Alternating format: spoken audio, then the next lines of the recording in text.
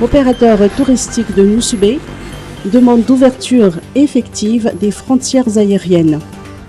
Vu les malcontents des opérateurs, qu'ils ils peuvent plus, après 3 ans déjà de fermeture, c'est la 3e saison qu'on risque de sauter, ils ne peuvent plus attendre des réponses. Et c'est vrai qu'ils ont dit qu'il y avait une réouverture, mais ce n'est pas une réouverture quand on donne l'autorisation seulement à une compagnie aérienne et pas aux autres. Et ce n'est pas une réouverture quand on oblige les passagers, encore une fois, à se soumettre à des tests et à des confinements.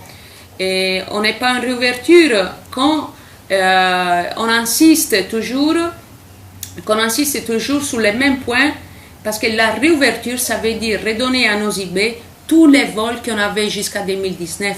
Quand Nosubé, elle avait atteint plus que 100 000 touristes.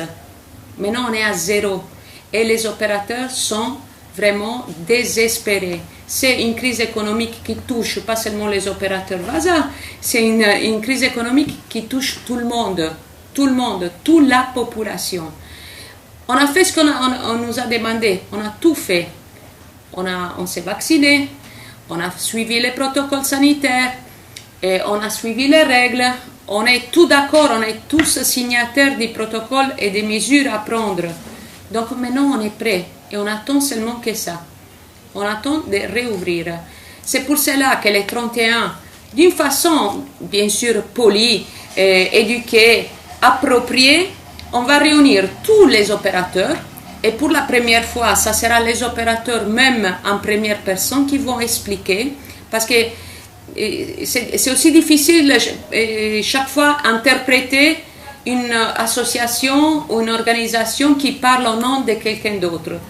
Dans cette réunion qu'on va faire les 31, d'une façon absolument civile, bien sûr, ça sera la voix des opérateurs en première ligne. Ce seront les opérateurs qui vont expliquer tout ce que nous, on est en train de faire depuis des mois, mais c'est très probable que le message n'est pas bien passé.